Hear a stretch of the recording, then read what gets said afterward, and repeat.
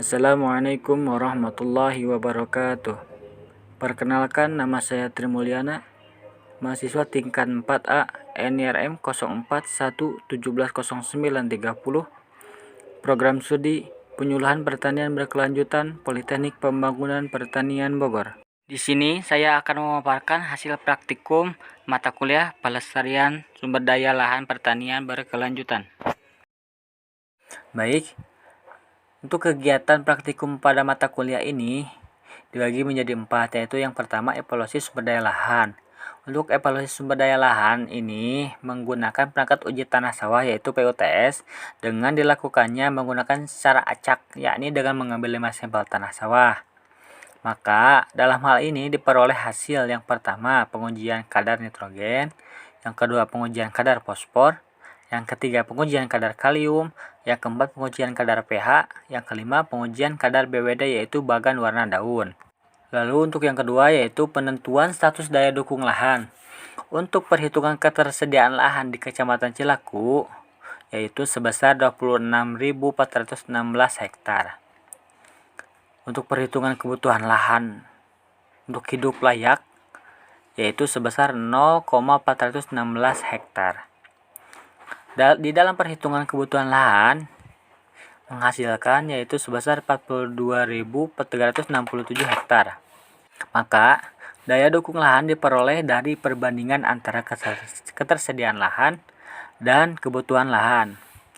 Maka status daya dukung lahan yang diperoleh di Kecamatan Cilaku berupa SL 26.416 hektar lebih kecil dibanding DL 42.367 hektar. Yang artinya daya dukung lahan dinyatakan defisit, sehingga dapat dinyatakan keadaan ekosistem di Kecamatan Cilaku bahwa kebutuhan jasa lingkungan hidup demand side-nya lebih tinggi dibandingkan penyedia jasa lingkungan hidup seperti daya supply side-nya. Lalu untuk yang ketiga yaitu pencemaran dan degradasi lahan. Dari hasil diskusi dengan petugas TPA mengenai pencemaran lahan, didapatkan informasi berupa pencemaran yang terjadi didominasikan oleh tanah dan air, berupa tanah dan air yang ada di sekitar tempat pembuangan sampah tercemar oleh tumpukan sampah yang ada serta belum maksimal petugas dalam mengolah sampah yang berada di sekitar dengan baik. Yang dilakukan oleh petugas baru sebatas memanfaatkan sampah menjadi pupuk kompos, itu pun belum dilakukan dengan secara besar-besaran dikarenakan petugas maupun alat masih menggunakan alat yang lama serta skala pengerjaan pun masih terbilang masih membutuhkan waktu yang cukup lama. Baik, yang selanjutnya yaitu mengulas video. Untuk video yang pertama yaitu mengenai kelola sampah jadi produk bernilai guna dengan mesin Musayama. Untuk pengolahan sampah bernama Abu dan Ko merupakan pengolahan sampah secara cepat dan menghasilkan produk bernilai guna dikelola dengan menggunakan alat Musayama, yaitu musnah sampai karya manfaat. Setiap harinya menerima 15 ton kiriman sampah dari 10.000 rumah tangga. Untuk tahapan pengolahan sampah, yang pertama yaitu pemilihan sampah, yang kedua yaitu pembakaran kayu dengan suhu 800 Celcius. Yang ketiga yaitu residu sampah lain dimasukkan ke dalam tungku untuk mengalami proses pirolisis atau dekomposisi kimia.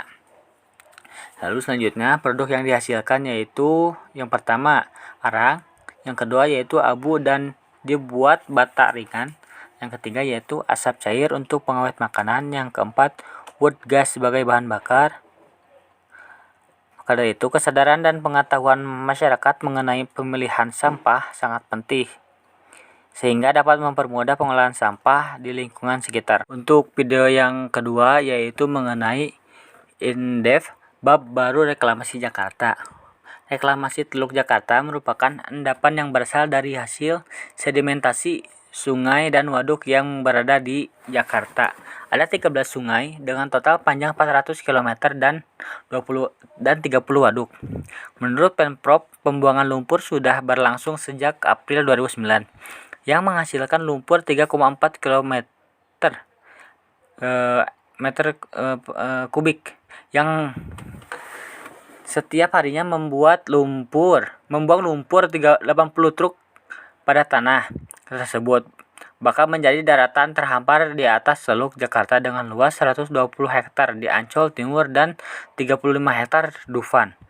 Tujuan dari reklamasi teluk ini untuk mencegah banjir. Menurut LBH Jakarta bahwa Pemprov menabrak sejumlah hal, yaitu